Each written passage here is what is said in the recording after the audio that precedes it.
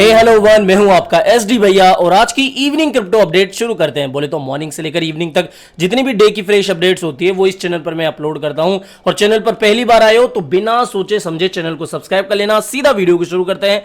पहली अपडेट की बात करें तो सीजे बाइनेंस से जुड़ी हुई है। सीजे बाइनेंस ने बिटकॉइन की प्राइस प्रेडिक्शन के ऊपर एक स्टेटमेंट दिया है कि अभी जो मंजर बिटकॉइन का आपको देखने को मिल रहा है, जो विंटर सीजन अभी बिटकॉइन में चल रहा है या फिर क्रिप्टो मार्केट में चल रहा है, वो इतना जल्दी खत्म नहीं होगा। मे बी बिटकॉइन अपने ऑल टाइम हाई को कुछ मंथ से लेकर 2 सालों के अंदर तोड़ सकता है। यानी कि आगे आने वाले 2 सालों के अंदर अंदर बिटकॉइन ने अपना जो ऑल टाइम हाई है वो तोड़ना ही है। इस तरीके से उन्होंने स्टेटमेंट दिया है। नेक्स्ट अपडेट की बात करें तो मैटिक से जुड़ी हुई है। आज अपने मेन चैनल पर मैंने मैटिक से जुड़ी हुई अपडेट दी थी कि मैटिक की जो वेल्स है वो मैटिक को काफी एक्यूमुलेट करी थी, जिसकी वजह से मैटिक में एक काफी अच्छा हमें जंप या फिर पंप देखने को मिला था। इसके अलावा इस रिपोर्ट में बताया गया है कि मैटिक में जो आपको इतना बड़ा पंप देखने को मिला है वो इस अपडेट के बाद में है कि polygon introduce improve privacy for डाउ। इनकी जो डाउ है वो मार्केट में आई है, जिसकी वजह से थोड़ी बहुत हाइप मार्केट में बनी है मैटिक को लेकर।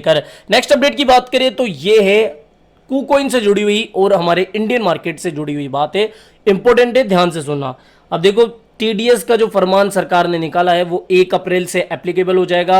मैंने आज की अपडेट में आपको जीएसटी के बारे में भी बताया कि अभी काफी मिनिस्टर्स जीएसटी लगाने के बारे में भी बात कर रहे हैं कि भैया टीडीएस के अलावा जीएसटी भी क्रिप्टो करेंसी के ऊपर लगाई जानी चाहिए। और जहां तक मुझे लगता है कि सरकार जिस तरीके से क्रिप्टो के ऊपर पाबंदियां तो नहीं, सख्त नियम, कड़े नियम जो ला रही है उसको देखते हुए जीएसटी एप्लीकेबल हो जाए, ये कोई अचंभे वाली बात नहीं होगी। मेन अपडेट ये थी या मेन बात ये कि इंडियन एक्सचेंजों की बात हो गई, लेकिन इंटरनेशनल एक्सचेंज या फिर जो फॉरेन एक्सचेंज है उनका क्या होगा?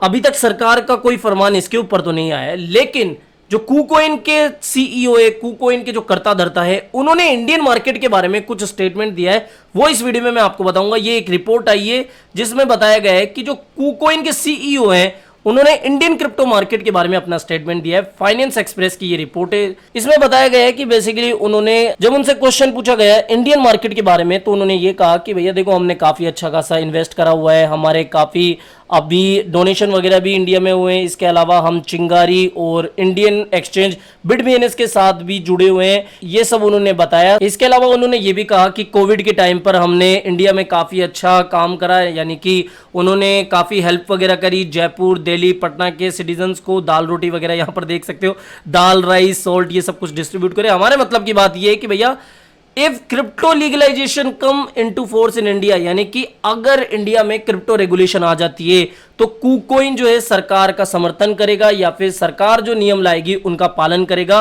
KuCoin will increase investment in the Indian market to consolidate KuCoin's brand position and the better serve local traders. यानी कि अगर इंडिया में रेगुलेशन आती है तो कुकॉइन अपना जो इन्वेस्टमेंट है उसको इंक्रीज करेगा, जो कुकॉइन की ब्रांड पोजीशन है उसको बढ़ाने के लिए, साथ ही जो ट्रेडर्स है, जो लोकल ट्रेडर्स है, उनको काफी अच्छी तरीके से वो अपनी सर्विसेज सर्व कर पाए। And as for setting up an operation centre in India, यानी कि वो ऑफिस वगैरह भी खोल सकते हैं। It will be considered as per the request of the crypto bill. अब इस सारे स्टेटमेंट से जितना मुझे समझ में आया, वैसे आप अपनी राय कमेंट सेक्शन में दे सकते हो, कि कुकॉइन एक्सचेंज जो है इंडिया को काफी बड़ा मार्केट देख रहा है। और इंडिया में अगर रेगुलेशन आता है, सरकार अगर और दूसरे फरमान लाती है, तो कुकॉइन एक्सचेंज ये सारे फरमानों को मानेगी। और कहीं ना कहीं अगर सरकार ने उनको कहा कि आप अपना जो डेटा है वो हमसे शेयर करो, तो ये सरकार के साथ अपना डेटा भी शेयर कर सकती है। बिकॉज कुकॉइन जो है एक एनोनिमस एक्सचेंज के रूप में जाना जाता है, क्योंकि यहां पर आपको केवाईसी वगैरह की जरूरत नहीं है।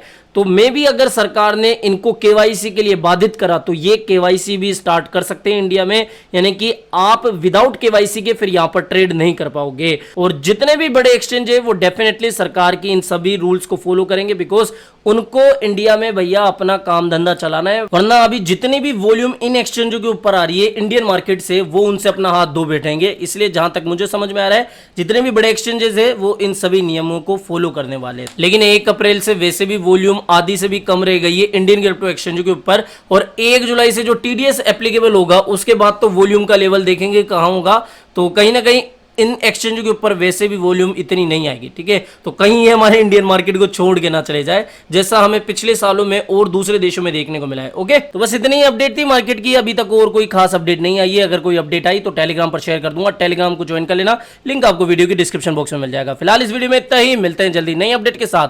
टिल देन जय हिंद, जय भारत।